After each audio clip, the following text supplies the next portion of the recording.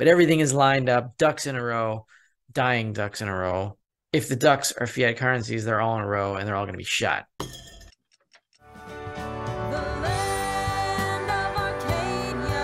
Well, hello there, my friends. Rafi here from the Endgame Investor with this week's Silver Report for Arcadia Economics. This week, silver sits at the 50-week, 200-week, and 15-year support resistance. It is straddling that line at around 2150, 2160. And while there is nothing magical about the 50-week or 200-week or even a 15-year support resistance line, we do know that many technical traders are watching these levels, which means that this is going to either create a big wave of sell orders or a big wave of buy orders. And since we've already been down from the coil that was established over the past 8 or 9 weeks, and we're down about 3 weeks since then, I'd say the chances are we're going to see a wave of buy orders and the depression of open interest in silver futures and gold futures that are at a 2-year low. You can't get much lower than this, which means that the next major price action will probably be higher. Moving on, we're going to talk about the 10-year Japanese yield, which is breaching the 50 basis point ceiling again. And once again, the Bank of Japan has embarked on more emergency bond buying. This will not stop until the Bank of Japan fails. And when that happens, we could see a domino effect. Exactly what will be the next domino down, I don't know. But everything is lined up, ducks in a row, dying ducks in a row. If the ducks are fiat currencies, they're all in a row and they're all going to be shot. The COT reports, the Commitment of Traders reports in gold and silver and all commodities have been out since January 23rd for about a month, which reminds me of certain health statistics that are not being published anymore in certain European countries. You know, that has nothing to do with anything. Palladium is 2 business days to delivery, and we have 2,383 contracts open and only about 500 contracts available, and 38% of the world's palladium supply comes from Russia. So watch what happens in palladium as a possible signal as to what Russia's intentions are in the next phase of its war with Ukraine. And speaking of Russia's war with Ukraine, or Ukraine's war with Russia, depending on how you want to look at it, today's Silver Report is brought to you by Fortuna Silver Mines. And while there is no new news since last week, I want to show you guys 2 charts from this stock, Fortuna Silver Mines, symbol FSM. On the yearly chart in blue, you have the SIL Silver Miners ETF in the candles. I think those are red candles, but I am colorblind. Please forgive me for not knowing exactly what this color is, red and green, depending on the candle. I don't know. But anyway, it's not this blue line. That I know. I can see blue. So anyway, this stock, Fortuna Silver Mines, this company has been outperforming the SIL Silver Miners ETF for the past year, especially since silver has bottomed. It is down 7.63% on the year, whereas the Silver Miners ETF, which is a collection of a whole bunch of silver miners across the investment spectrum, is down about 23%. Now, if you go out all the way to a maximum chart, you'll also see that Fortuna is easily outperforming the silver miners complex. It is up 63% since, 2007. I know that is like a very, very long time period. I want to show you how this chart performs overall versus the rest of the silver miners complex.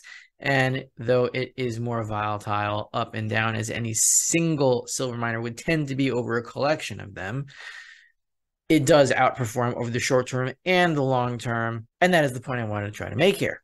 In any case, on with today's Silver Report. First of all, where we are on the silver price action, we are converging on not only the 15-year resistance going all the way back to March 2008. That chart you can't see here. I showed it to you last week. Now we are coming in on the 50-week and the 200-week moving average of silver. This is not a magical number. I don't believe in technical magic as such. However, what I do believe in is that a lot of algorithms and technical trading schools are watching these lines in addition to the 15-year support resistance line at about 2150, which we are converging on right now, all 3 at the same time, which means there's going to be a lot of orders that are triggered one way or the other. And the main reason why I think it'll be up from here, even if we have a marginal break of these lines very briefly, is that open interest is still depressed at 2 years lows. Open interest is the amount of contracts that are unsettled in the futures market. And the way they are settled is usually when the price falls. chances are we won't get substantially below this 2-year low in open interest. And so I expect the price to pivot higher from here in short order. I want to spend a minute on the Japanese situation in Japanese bond yields. And Japanese bonds are a very sensitive point for the global fiat monetary system because Japan is the most indebted country in the world relative to the size of its economy. And we have the 50 basis point ceiling that has been being tagged since, I think, 2 or 3 weeks now. And so we broke above it here at about 53 basis points. And this was on Thursday, February 23rd. If we go to the news on this, it seems a little bit dire. Here we have BNN Bloomberg. Japan's key yield rises above 0.5%. BOJ ceiling for second day in a row it's happened. Traders continue to bet on further policy tweaks, with many speculating the BOJ's cap on bond yields will have to be scrapped, as it looks increasingly unsustainable amid rising inflation at home and abroad.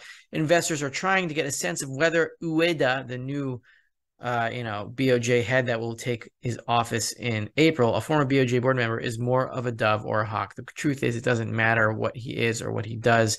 Now, what did Japan do, the Bank of Japan do, in response to its 0.5% yield ceiling being breached again for the second day in a row? Here is Reuters. Japan's government bond breaches yield cap. BOJ steps in with more buying and loans by Junko Fujita. Yeah, I'd like 6,000 chicken fajitas, please. I beg your pardon? 6,000 chicken fajitas. Japan's 10-year government bond yield on Wednesday breached the top end of the Bank of Japan's policy band for a second straight session, prompting the central bank to step into the market with emergency bond buying and offering of loans. Second paragraph, investors have renewed their attack on the BOJ's ultra-loose interest rate stance, expecting the central bank to abolish its yield curve control policy after incoming Governor Kazuo Ueda takes the helm in April. Now, if the Bank of Japan does scrap its yield curve control policy, the yen is going to soar and the dollar is going to tank on foreign exchanges, which is going to push the price of gold and silver much higher. If we have to wait until April, then so be it. Could this coincide with the technical squeeze on the 50-week and the 200-week and the 15-year support and resistance line about 250? Maybe, which means we have about a month to go. Is it going to be that long? I don't even know. I don't think it's going to be that long, but it could be. And if it is, so be it. Our stacks aren't going anywhere. In any case, look at this little chart here. I think it's from Reuters also. Raising ceiling is not helping. This here, that blue line, this is Japanese rates going from 25 basis points to 50 basis points. And these lines here are Japanese bond buying by the day. And the idea of pushing this blue line up was so that you could minimize the daily bond buying exercises that the BOJ has been embarked upon. But clearly that hasn't helped. The bond buying has persisted and reached a new high here in January and continues in February. These are more emergency bond buying exercises, and they will not stop until this yield curve control policy is completely scrapped. Moving to Russia and what looks like them contemplating a policy of clearing trade based on gold. Could moving to a gold currency coincide with any escalation of its war efforts on Ukraine? It's possible. We'll see what happens. Meanwhile, this is an article written by Sergey Glazyev and Dmitry Mityaev, high up in the economic leadership of the Russian government. Golden Ruble 3.0. These two paragraphs are really key here, and it shows the Russian understanding that they cannot escape the dollar unless they go to physical gold itself.